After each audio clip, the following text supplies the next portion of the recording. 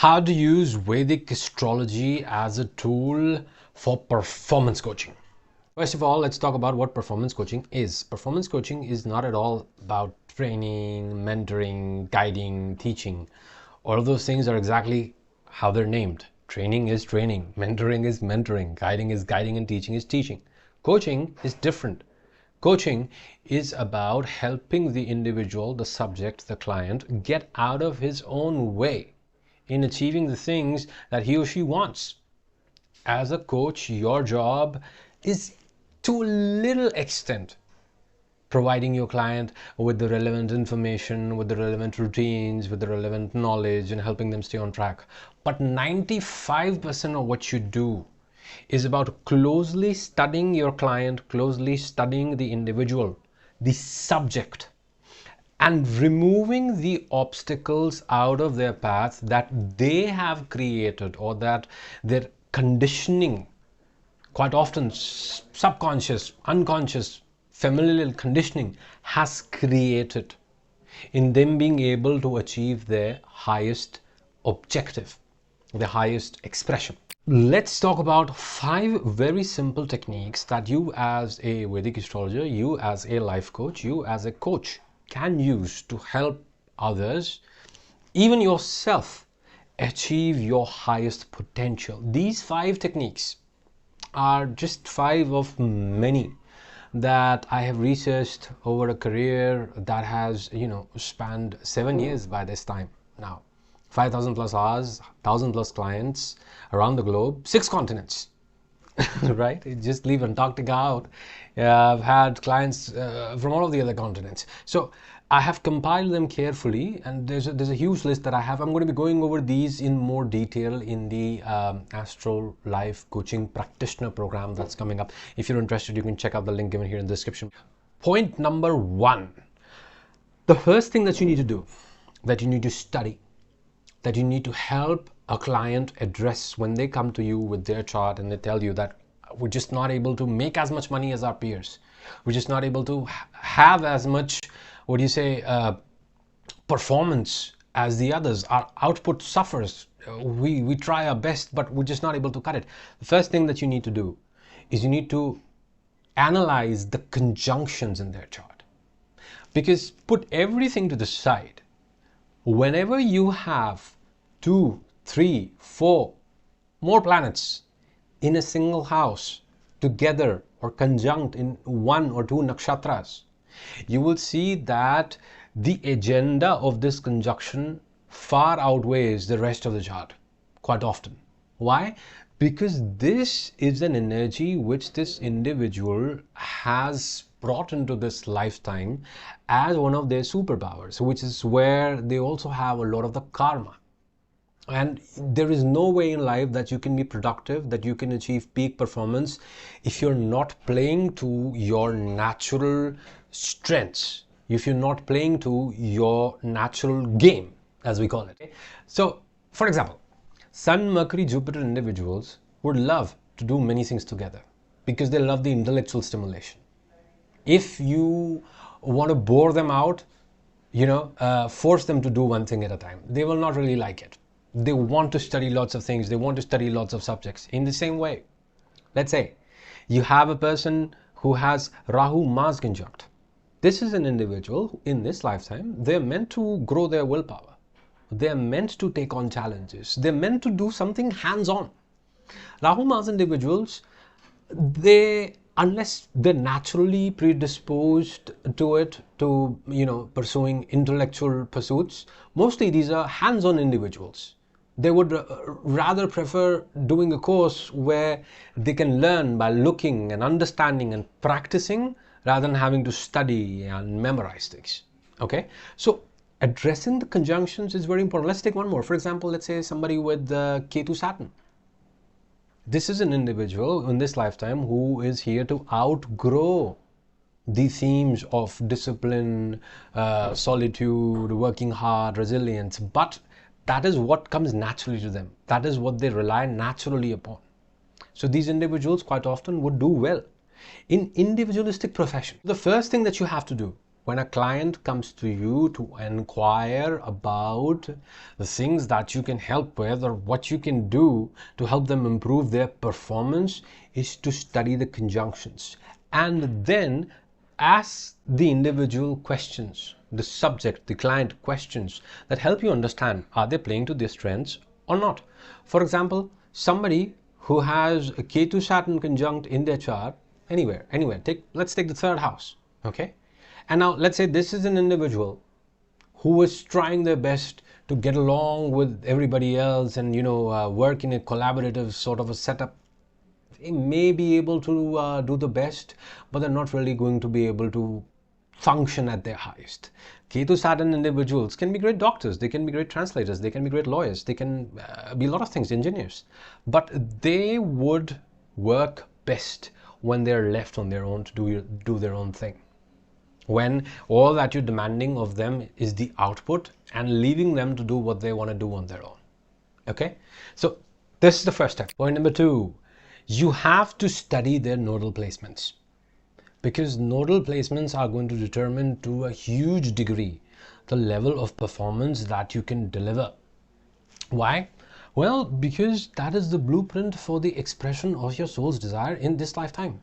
For example, let's say you have the North Node placed in the 7th house. Now, this is an individual who's stuck working on his own in a cubicle, let's say in the back office. This is not a guy who's going to be motivated, or this is not a guy who's going to be able to deliver his best being, in that kind of a role. This is a person who will deliver his best performance in the midst of people. Okay, let's say you have somebody who has the North Node in the 12th house.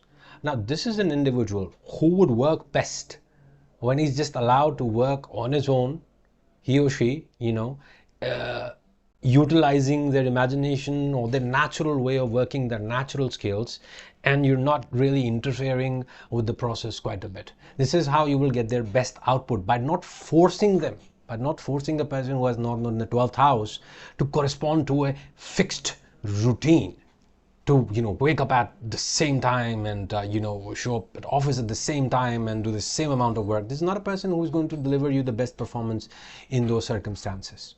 Okay, in the same way, let's say you have an individual who has the North Node in the 4th house. This is a person who would probably enjoy working from home a lot more. This is a person, in fact, who would be motivated if you tell them that, why don't you go to, let's say, Bali and stay there for a month or so and work out of there. Okay, so the second point, studying the nodal placements, is very important in terms of performance coaching, utilizing the power of Vedic astrology, because it actually tells you where this person's hidden gifts and priorities are at a soul level, at a spiritual level. Because at the end of the day, if you're not doing what is consistent with your soul's desire in this lifetime, you're not going to be able to muster your best performance. There's only so much that you can do from the physical body, from the physical self, from physical goals, from physical motivations. If you want to tap into a superlative level of performance, you have to align yourself with what your spiritual purpose is. Point number 3, studying the retrograde planets, or if there are no retrograde planets in the chart, then studying the speeds of planets. You can look at that, I'll teach you at a later stage how to. You can just look at that in your software by analyzing the longitudes, how fast the planet is moving or not. Because what happens is, when an individual has a planet retrograde in the chart, that means that the qualities, the expression of that particular entity in this lifetime is that much more pronounced. The first instinct quite a bit for individuals is to run away from that energy. But what you need to do is you need to jump right into it, because the sooner you get it out of the way, the better. Okay, now for example, let's say you have Saturn retrograde. This is an individual, if let's say this is a client, comes to you and says that, I struggle a lot with my performance is not up to the mark, I'm not meeting my quota, I'm not able to do well, please help me out. You look at Saturn retrograde. After the other 2 tests that I just told you, the other 2 points, look at Saturn retrograde and you should know, it should come to your mind, okay, this is an individual in this lifetime who needs to learn to dig in their heels and develop the necessary resilience, the mindset, and the patience to hold out for the bigger goals over a longer period of time, to learn how to work on longer projects with a bigger payout. Okay, and at the same time, with Saturn retrograde, this is an individual who probably finds it very difficult to stick with one routine. They find it very difficult, at least early on in life, to stick with a particular way of doing things. They want to break the patterns, more often than not. They find it difficult to stick to the same patterns. So it's your job as a coach. It's your job as a, astro life coach or a Vedic astrologer, who encompasses the perspective of coaching, to share with this individual the necessary mantras, the necessary techniques that can help them work with that energy better, and then direct them towards burning off that karma as soon as possible. That is how you will undergo the process that you need to undergo to unlock the performance that you need to unlock. Let me take another example for clarity. Let's say a person has Mercury retrograde. Mercury retrograde individuals, quite often they have great ideas. They have great concepts. They're very innovative, in fact. They think a lot. But quite a bit of those ideas, they remain internalized, because Mercury retrograde is a very internalized energy. So pushing such an individual, to get out their best performance, pushing such an individual to keep a diary, keep a journal, or jot down important points on a whiteboard, to put up a whiteboard in their office so that they can stay on track with respect to their goals, to just go ahead and shoot that podcast, write that book. Those can be very helpful things in unlocking peak performance. Point number 4, studying the moon nakshatra in particular and the nakshatras in general in their chart. Why is that very helpful? Look, your moon nakshatra is going to show what your mind is going to be shaped by in this lifetime and what it needs to be shaped into. If you have moon and Anuradha, okay, or let's say if you have moon in Pushya, or if you have moon in Uttar Bhadrapada as well, any of the Saturn based nakshatras, one of the primary things that you need to learn in this lifetime is that you need to develop an attitude of service. And if this individual, let's say they come to you, okay, and the primary attitude that they're bringing into the session and into this discussion is that I want to be rich, I'm not able to be rich, just tell me how to be rich. You have to tell them, look, you will be rich. You're not unlocking the potential, you're not unlocking the peak performance, in whatever you're doing, because you need to start thinking from the perspective of what can I do for the world? Once you start taking that perspective, this energy is naturally going to start playing out for you. For example, Moon and Anuradha people, they need to learn in this lifetime how to work well with others.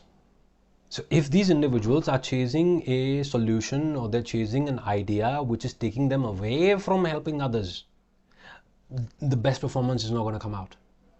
They could have Ketu anywhere, they could have Saturn retrograde, they could have any placement in the chart. But if you force such individuals to work solitarily, have no connection on the lives of others, this is a person who's not going to be interested. This is not a person who's going to be interested with numbers alone. Okay? In the same way, let's say you have Moon in Chitra. This is not an individual who is going to, take your criticism of their self-expression, their art, their dynamism easily. This is a person who is here to do what they are here to do and be recognized for it. And so if, let's say you have Moon in Chitra and you're stuck in a back-end job, which pays well, you're not really going to find happiness or reach peak performance. This is not your best. You cannot deliver your best in such circumstances. You need to be seen. You need to be followed. You need to be, you need to be seen as a leader, as a dynamic person who is doing their own thing. It doesn't necessarily mean a person, who is leading from the front in that proverbial fashion, but a person who is at least leading by following their heart on what they want to create, what they want to build. Okay, so this is something which is very helpful and very important. For example, let's take one more. You have Moon in Mrigashira. Moon in Mrigashira individuals, they're not meant to do one thing in this lifetime. If you have a client who comes to you and they're complaining about their career and their life and they're, trying to seek clarity from what you have to tell them, that please help me out. I mean, I'm confused. I'm not able to give my best. I need to, because I have a wife and children, or let's say, I have a family to support. I'm not able to give my best. Help me out. And let's say they have moon in Mrigashira, and you see this after looking at the other steps. And the first and the most important advice that you have to give this person here is, dude, you don't have to do just the one thing in life. You can do many things. Make a profile on Upwork. Start taking projects on this side. Start exploring art on the side. And quite often, Moon and Mrigashira people are going to be, wary of you giving them such advice, because Moon and Mrigashira people can stretch themselves quite thin. That is where you have to tell them that, look, you have Moon in Mrigashira. This lifetime is about you understanding your own self by trying different things. Keep one thing permanent, and then open up new avenues of income, new avenues of making money and building contacts. Okay. Now, at the same time, you also have to look at the general theme of nakshatras in this person's chart. If they have a lot of frustrating and powerful nakshatras, let's say they have a lot of Mula, they have a lot of Ardra, they have a lot of Vishakha in the chart. Okay. Then this is an individual who is not going to be happy going for small things. People who have giant energies in their chart, they're not happy with aiming for small things. Why? Because so much has happened in their life. They've gone through so much that the only way that they can get justice is by aiming for something big and then achieving it and getting it. Okay. So this is how you have to analyze, and it'll give you quite a good perspective on how this individual is meant to grow and what are the things that they're meant to focus. For example, let's say you have an individual. They have a lot of placements in Purva Bhadrapada Nakshatra. They have a lot of placements in Punarvasu Nakshatra, right? And this is an individual who's in a sales job. And not just any sales job. Let's say it's an overcrowded sector like IT. Definitely you're going to have to lie. Definitely you're going to have to lie every now and then if you want to make quota. And that's not going to work out for this individual. Why? Because Purva Bhadrapada, very sattvic, very righteous energy. Punarvasu, very sattvic, very righteous energy. You cannot afford to engage day in and day out in deception if you have these nakshatras. Something within you is going to protest and not allow you to move through life the way that you are. Okay? So these are some things that you have to keep in mind when you are analyzing a person's nakshatras and guiding them and, coaching them to reach their highest potential. The final thing that you need to look at, there are a lot of things, by the way, but as part of this video, just 5, important points we're covering. The 5th point is, you need to analyze combust planets. And this is where combust planets are quite misunderstood. I've not made a video about any of the combust planets. In fact, I should get to that. So combust planets, what happens with them is that if a planet is too close to the sun, you cannot really see it in the sky because the sun has taken over all of the space, right? So that planet is combust, it's gone. People think that combust planet shows that the individual will lack those skills, lack those energies. That's not the case at all. When you have combust planets, means that your skills with respect to that planet, with respect to that area, are not seen by people. They're not recognized. Let's say somebody comes to you, okay, and they're a content writer, okay, and they have Mercury combust. Now, Mercury combust, this person is a content writer. This person is probably not getting the credit that they deserve for their writings, for their content, for their material. This person is not seen as that good a content writer as they are. Maybe by a few people, but not at the scale that they deserve. Okay? Let's say a person has Mars combust. Okay? Now this is a person who is strong, who is dynamic, who can be aggressive. It's just that these traits aren't seen.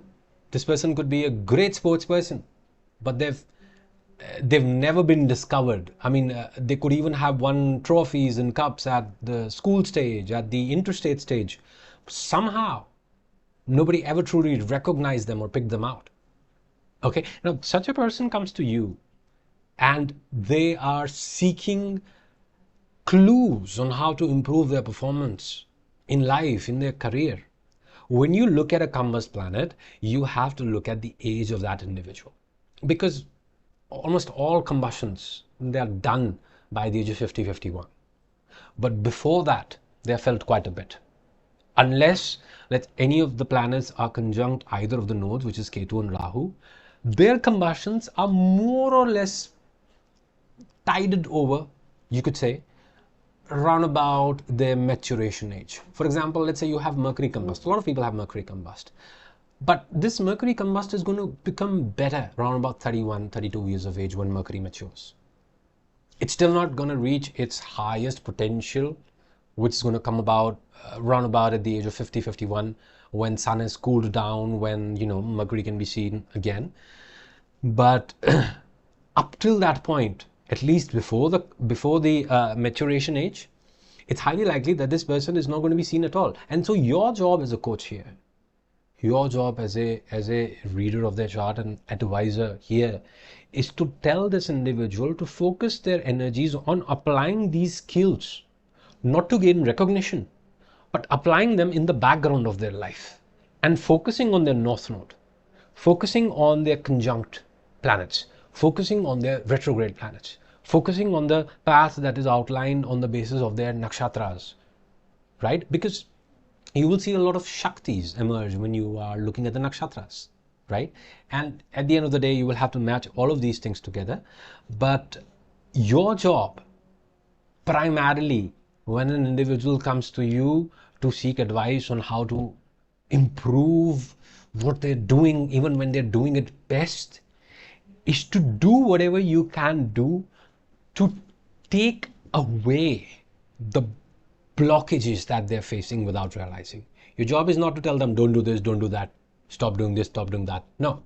Your job is to tell them, look, this is what can work out for you better. This is what you're doing. Maybe if we met each other midway, this could be something that could be great for you. That is the way to communicate, and this approach can definitely help. So why don't you apply these things to a few charts and tell me how it went. And if you are interested in the Astro Life Coaching Practitioner course, seats are almost full, but you can apply through the link given here in the description box. It's going to take you to my website. You'll have to fill up the form. Once I get the application, I'm going to go over it. And if your application is shortlisted for the course, because there are a lot of applications and I'm a little bit picky with respect to, the best suited individuals for this program, right? And if it's selected, then we'll reach out to you, fix a discovery call, face-to-face discussion. You can ask questions and we can touch base, and then we'll take it further from there. Thank you so much. Take care. Adios.